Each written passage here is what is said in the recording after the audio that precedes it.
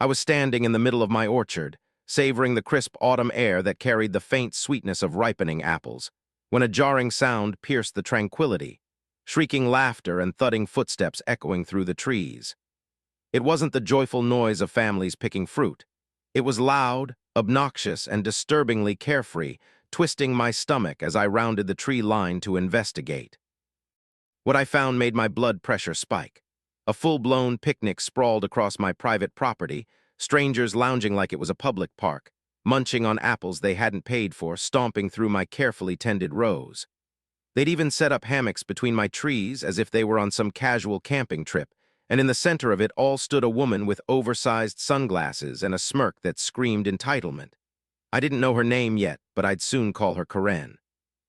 I took a deep breath, suppressing the urge to dial the police right then and there, and instead plastered on a polite but firm expression as I approached the group, their loud music blaring over my words. "Excuse me," I said, raising my voice to be heard. "This is private property, you can't just set up here." Karen waved me off without even glancing my way, cutting me off mid-sentence with a dismissive, "Oh, don't be such a killjoy, it's just an orchard, trees are everywhere."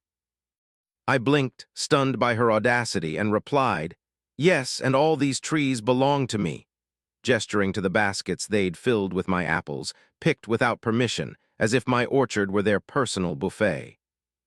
One of her friends, a woman in yoga pants and a blindingly pink jacket, snorted and chimed in, "Relax, man, it's nature, you don't own nature," while I fought the urge to rub my temples in frustration. "I own this land," I countered, "which makes everything on it, including those apples, mine."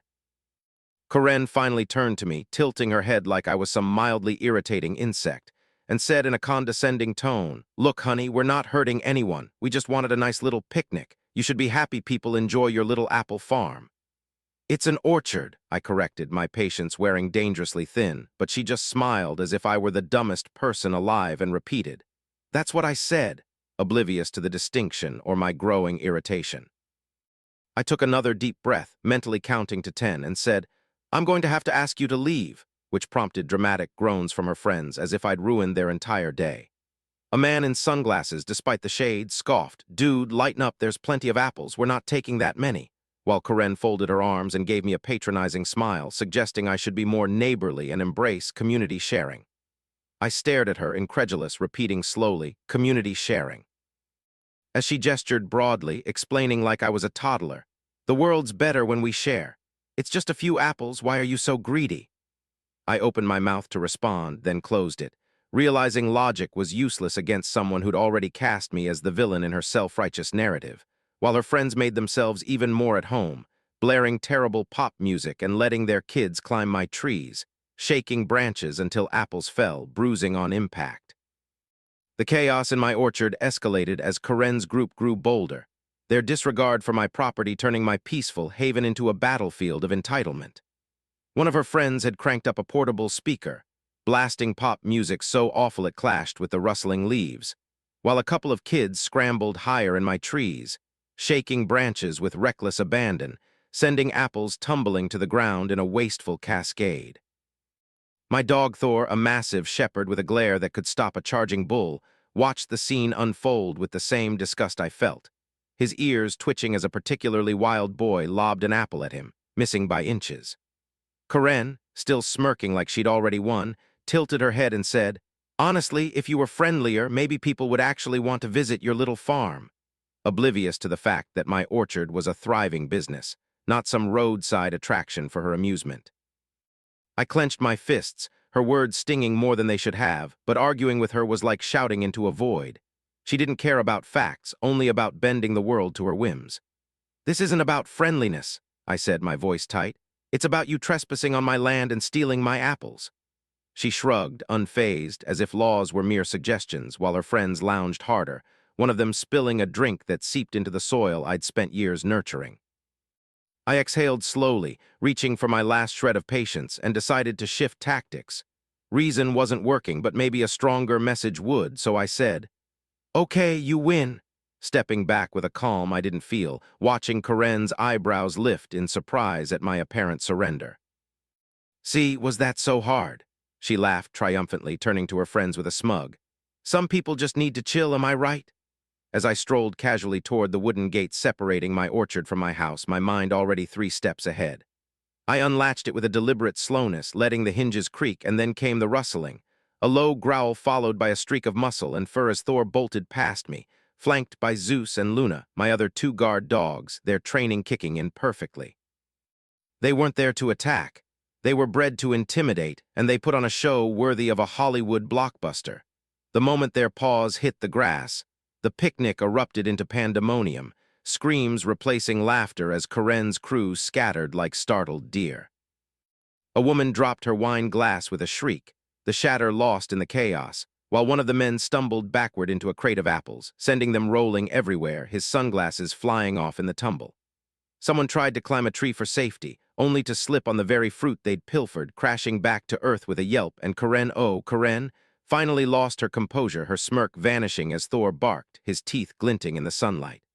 "Are you insane?" She screeched, backing away as Luna snatched the picnic basket from her hands in a swift, playful lunge, darting off with it like a trophy. I leaned against the gate, arms crossed, mimicking her earlier tone with a casual, "Oh, don't be such a killjoy, it's just nature. You don't own nature," savoring the sweet irony as her empire of entitlement crumbled around her. The orchard turned into a scene of glorious chaos as my dogs, Thor, Zeus, and Luna, wove through the trespassers with precision, their barks echoing like a symphony of justice against the backdrop of Karen's unraveling picnic. Thor, the biggest and most imposing, zeroed in on the woman in the pink jacket, who flailed her arms wildly as she bolted, her shrill screams cutting through the air while he bounded after her at half speed, clearly enjoying the chase more than she was. Luna, the quickest of the trio, locked onto the sunglasses guy who'd been lounging so smugly earlier. He tried to sprint, but his impractical shoes betrayed him, catching on a root and sending him face first into a pile of manure with a splat that was almost too perfect. He lifted his head, streaked with filth, and let out a groan so despairing that even the dogs paused, as if marveling at the poetic justice of his downfall. Karen, meanwhile, was in full meltdown mode, her oversized sunglasses askew as she stumbled barefoot over fallen apples, shrieking, "Call the police! Call animal control! Someone do something!" While Zeus, the mischievous one, outmaneuvered her every attempt to flee. He darted ahead, cutting off her escape route with a bark just loud enough to make her freeze, then mirrored her every move, left, right, back, his unblinking stare unnerving her as she flailed, shouting, "This is illegal. This is animal abuse. You can't let wild animals attack people." I strolled toward her, savoring her unraveling confidence, and said coolly, "They're not wild, they're highly trained, and they haven't touched you," watching her face twist into a high-pitched screech that was half sob, half rage as she realized her accusations had no teeth. "You think this is funny? You think this is a joke?" she spat, her voice trembling with fury as her friends scrambled in the background, the pink-jacketed woman now tangled in a bush, her ripped coat and twig-strewn hair a testament to her failed escape. The sunglasses guy was still gagging, wiping manure from his face with shaking hands, while another woman clutched her phone, sobbing hysterically about losing it in the chaos, unaware I'd soon find it and turn it into my ace in the hole. I crossed my arms, tilting my head with mock consideration, and replied, "I mean a little." As Karen's face turned a shade of red I didn't think humanly possible, her entitlement crashing against the reality of my dog's impeccable performance. She stomped her bare foot, ineffective without her lost sandal, and yelled, "This isn't over, I'm going to sue you, I'm going to have you arrested. This is harassment," while her friends abandoned all pretense of dignity, fleeing toward their cars without a backward glance. I raised an eyebrow and said, "You trespassed, stole from my orchard, refused to leave, and called it community sharing. Go ahead, call the cops. I'd love to hear you explain this to them." Her mouth opened, but no words came out, her face twitching as the legal and logical trap snapped shut around her. She bolted, leaping over apples, dodging Luna's playful lunges, and racing toward the road where her disloyal crew was already peeling out, leaving her to limp away shoeless and humiliated. I crouched down to ruffle Thor's ears, grinning as he huffed contentedly, and muttered, "That was fun, huh?" while the dust settled on Karen's ignominious retreat. As Karen and her crew vanished into the distance, their screams fading into the hum of retreating car engines, I stood in the middle of my orchard, surveying the wreckage they'd left behind with a mix of exhaustion and grim satisfaction. Half-eaten apples littered the ground like casualties of war. Overturned baskets lay abandoned, and crushed fruits smeared the grass in sticky patches. My once peaceful haven now resembled the aftermath of a small hurricane, complete with a torn hammock swinging mournfully in the breeze. Thor, Zeus, and Luna trotted back to me, tails wagging, looking immensely proud of their work, and I couldn't help but chuckle as I scratched behind Thor's ears, muttering, "Good boy," while a single pink jacket hung from a tree branch in the distance, a bizarre flag of surrender. I sighed, rubbing my temples at the mess, and began gathering the debris, when something shiny caught my eye. Half buried in the dirt, a phone dropped by one of Karen's hysterical friends, its screen still lit with the last moments of their chaos frozen in time. I picked it up, a slow grin spreading across my face as I flipped it over and pressed play. The video was a masterpiece of unintended comedy, capturing Karen's shrieks about calling the police while she ran for her life, the influencer girl's wail as she realized her phone was gone, and the sunglasses guy's manure face plant in glorious detail. Thor tilted his head as the sounds of their panic filled the air again, and I laughed, louder this time, saying, "What do you think, buddy? Should we make them famous?" Before pulling out my own phone to upload the clip to social media with a caption that wrote itself, "When you crash someone's orchard and get out Karen'd." The notifications poured in instantly, comments, likes, and laughing emojis flooding my screen as strangers picked sides, overwhelmingly favoring the dogs and me, the orchard's avenging farmer, over the entitled invaders. Later that afternoon, as I lounged with the dogs in the now-quiet orchard, my phone buzzed with a call from an unknown number. I answered with a casual, "Hello," already knowing who it was, and Karen's furious voice exploded through the speaker. "You need to take that video down right now." I paced around the wreckage, stepping over a half-eaten apple, and grinned. "Karen, what a surprise, enjoying your internet fame," she sputtered. "You have no right to post that. That's defamation. That's slander." And I cut in, "That's a lot of big legal words for someone who trespassed, stole, and got chased off by dogs. You can't just—" But she interrupted. "You can't either." I laughed. "I can, and I did. But if you want to involve the police, I've got security footage too. They might enjoy the criminal charges angle." A long, furious silence followed, and I could almost picture her packing, fists clenched, searching for a comeback she didn't have. Then her tone shifted, dripping with fake sweetness as she purred. "Listen, we got off on the wrong foot. This is a misunderstanding. Maybe we can agree. You take the video down, and I won't press charges for the emotional distress your dogs caused." I snorted. "That's not how this works, Karen," and her voice snapped back to shrill. "You'll regret this. I have a lawyer. I have connections." I replied, "Great, make sure they watch the video before embarrassing themselves in court," then hung up and blocked her number, smirking as Thor flopped beside me. Karen thought she'd won the war, but she'd only lost the battle. The next day, as I leaned against the orchard gate, still basking in the quiet victory of Karen's retreat, I spotted a familiar figure marching back toward my property. Karen, her once smug demeanor now a mask of righteous fury, flanked by a man in a cheap suit who flipped through a folder with the weary air of someone underpaid and overworked. My dogs perked up, Thor's ears twitching as they approached, but I waved them down, curious to see what new nonsense she'd cooked up overnight. Her barefoot escape and viral humiliation clearly hadn't taught her to quit while she was behind. She stopped a few feet away, huffing. "This is serious. You're facing legal action," while her lawyer cleared his throat, attempting authority as he said, "My client has suffered extreme emotional distress due to your reckless and aggressive behavior. She's prepared to take measures if the video isn't removed and an apology issued." I nodded slowly, feigning consideration, then pulled out my phone and hit play on the security footage, letting Karen's own actions speak louder than her threats. The screen showed her stomping onto my land, picking apples without permission, ignoring my polite warnings, and throwing a tantrum when I asked her to leave. Her lawyer's expression shifted from confident to pained as the clip rolled on, undeniable evidence of her trespassing laid bare. "Oh, there's more," I said, scrolling to the part where she called it community sharing while stealing half my harvest, then to her refusal to leave, and finally her absurd claim that I couldn't own nature. Each frame tightened the noose around her argument. The lawyer closed his folder with a sigh, turning to her slowly. "Karen, is there anything you didn't tell me?" And she snapped, "This is irrelevant. He set his dogs on me." But he rubbed his temples, countering, "The video shows they didn't touch anyone," as Karen stomped her foot, whining, "They chased us. They barked," her petulance only deepening the hole she'd dug. "So you're not going to do anything?" she screeched at her lawyer, who tucked the folder under his arm and sighed. "My advice, let it go," his tone dripping with the exhaustion of a man roped into a losing battle. Karen looked ready to explode, her face twisting as she yelled, "This isn't over." Before storming off, her lawyer trailing behind with the defeated slump of someone who'd rather be anywhere else. I watched her go, shaking my head, knowing she'd never surrender willingly, but karma had a way of handling types like her. Over the next week, the video I'd posted didn't just spread.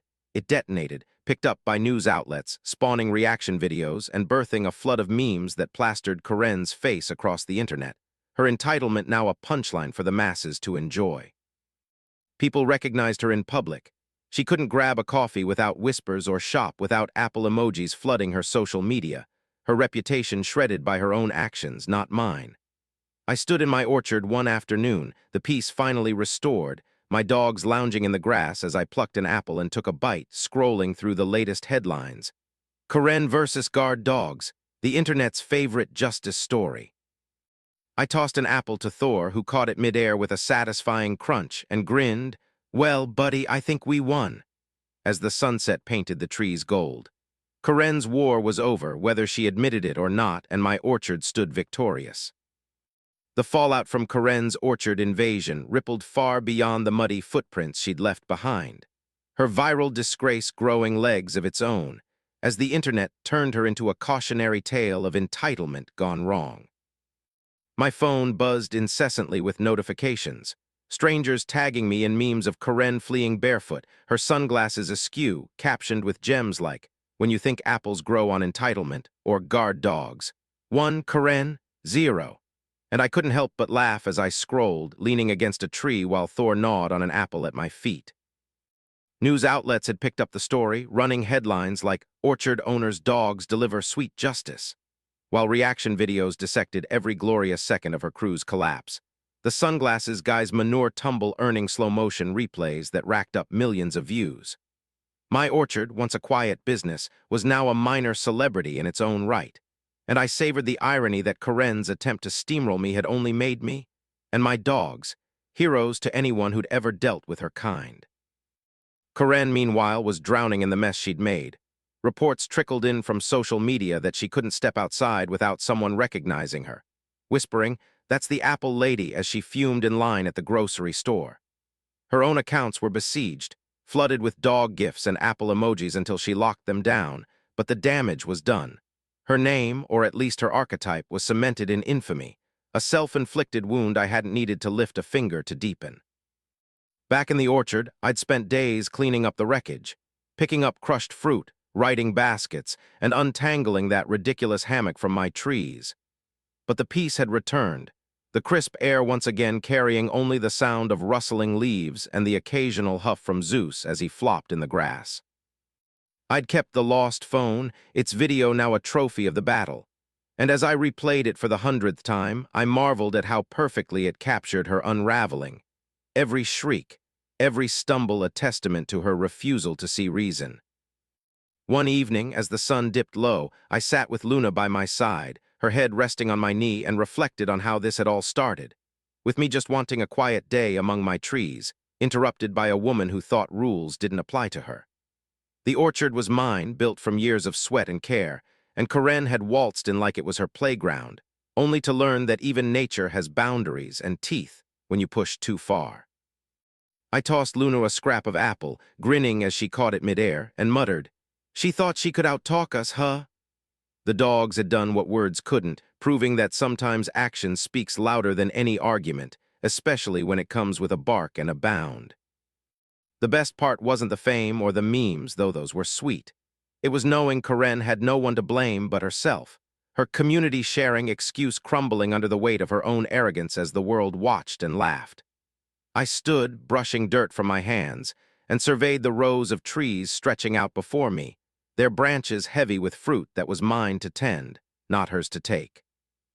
The dogs stretched lazily, ready for a quiet night, and I knew this chapter was closed, Until, of course, Karen decided to try something even dumber, which I wouldn't put past her. The days following Karen's legal bluff settled into a strange new normal, my orchard basking in the quiet glow of its unexpected fame, while the internet continued to feast on her downfall with unrelenting glee. I'd walk the rows each morning, Thor padding beside me, and find myself grinning at the absurdity of it all. How a single afternoon of trespassing had spiraled into a saga that had strangers sending me messages of support, some even asking to visit the famous dog orchard, a title I hadn't asked for but didn't mind. The cleanup was mostly done, the last of the crushed apples swept away, though I'd left that pink jacket dangling in the tree as a memento, a tattered trophy flapping in the breeze like a warning to future Karens who might think my land was up for grabs. My dogs, blissfully unaware of their online stardom, lounged in the grass, occasionally perking up at a squirrel, their heroics now just another day in their loyal service to me and this place I'd built. Karen's silence didn't last long. I'd half expected her to slink away, licking her wounds, but she was too stubborn for that, and sure enough, my phone lit up one afternoon with another unknown number, her voice seething through the line before I could even say hello. "You think you're so clever, don't you? Hiding behind your dogs and that stupid video. I'm not done with you." She hissed, her tone a mix of desperation and defiance, and I leaned back against the gate, smirking as I replied. "Karen, you keep coming back like a bad penny. Don't you have better things to do, like maybe buying your own apples?" She sputtered. "This is harassment. I'm filing a restraining order." And I laughed. "Go for it. Explain to a judge how you trespassed first. I'll bring the popcorn and the footage," ending the call before her threats could escalate, knowing she had nothing real to stand on. The orchard's peace held firm despite her noise, and I found a rhythm in tending it, pruning branches, checking the soil, letting the dogs roam while I worked, their presence a comfort and a shield against whatever she might try next. Word spread locally too, neighbors stopped by, chuckling about the Karen incident, some bringing treats for Thor, Zeus, and Luna, who accepted them with wagging tails and the dignity of warriors fresh from battle. I'd replay the lost phone's video sometimes, not to gloat. Well, maybe a little, but to remind myself how close I'd come to letting her ruin my day, and how satisfying it was to turn her entitlement back on her. The chaos she'd sown, now her own prison, not mine. By week's end, the story had legs I couldn't have predicted. Someone had tracked down the sunglasses guy, now dubbed Manure Man online, and his sheepish interview about just wanting a chill picnic only fueled the fire, while Karen's name popped up in think pieces about privilege and property rights, her face a meme that wouldn't die. I sat one night with Zeus at my feet, the sky darkening over the trees, and tossed him an apple, murmuring, "She thought she'd steamroll us, didn't she?" As he crunched it happily, Karen's war was a losing one, her every move digging her deeper, and I had my land, my dogs, and a story that outlasted her tantrums, a victory sweeter than any fruit she'd tried to steal. The orchard settled into a golden calm as autumn deepened, the trees standing tall and proud, their branches lighter now that the season's harvest was winding down, and I stood among them, feeling the weight of Karen's saga finally lift like a storm passing over the horizon. The internet's obsession with her hadn't faded. Memes still circulated, Apple emojis haunted her every online move, and a local radio station even ran a segment called Karen's Orchard Oops, complete with dog barks dubbed over her shrillest quotes. But here in my world, the chaos she'd brought felt distant, replaced by the steady rhythm of wind through leaves and Thor's contented huff as he sprawled beside me. I'd kept that lost phone as a keepsake, its video a time capsule of her defeat, and every so often I'd watch it, marveling at how one woman's arrogance had turned my quiet life into a viral legend, a tale of justice served with a side of canine flair. The pink jacket still hung in the tree, faded now, a silent testament to her retreat, and I decided to leave it there, a farmer's version of a scarecrow, warding off anyone else dumb enough to test my boundaries. Karen's threats dwindled to nothing, her lawyer likely talking sense into her or just giving up, and the last I heard, she'd moved to a new town, probably hopping to outrun the shadow of her own making. Good luck with that when Google remembered everything. My orchard thrived, drawing curious visitors who'd seen the video and wanted to meet the dogs, some leaving with apples and stories of their own Karen encounters, turning my land into a strange pilgrimage site for the fed-up and the amused. I'd toss Zeus an apple as they left, grinning at how this mess had flipped. Karen had wanted to claim my space, but instead she'd handed me a legacy, my dogs now local heroes whose barks echoed far beyond these rows. A warning to entitlement everywhere that some lines aren't worth crossing. One crisp evening, as the sun sank low, painting the sky in hues of orange and pink, I sat with Luna on a bench I'd built years ago, her head resting on my lap while I scrolled through the latest comments. People still laughing, still siding with the farmer and his pack, still roasting Karen's community sharing line into oblivion. I plucked an apple from a low branch, biting into its tart sweetness, and reflected on the absurdity of it all. How a single afternoon had spiraled into this. How her refusal to leave had handed me a win I hadn't sought, her downfall a gift wrapped in her own hubris. I tossed the core to Luna, who snatched it midair and said, "She thought she'd outsmart us, didn't she?" The dogs had been my ace, their loyalty and training outmatching her bluster, proving that sometimes the simplest solution is the strongest. The orchard was mine again, fully, its peace restored and its story etched into something bigger. Karen's name might fade, but the lesson wouldn't. A reminder that trespassers don't always win, especially when they underestimate a man, his land, and 3 good dogs. I stood, brushing dirt from my jeans, and looked out over the trees, their silhouettes dark against the fading light, Thor joining me with a wag of his tail. "We won, buddy," I said, and he barked once, sharp and proud, as if agreeing that this chapter was closed, sweetly, justly, and on our terms.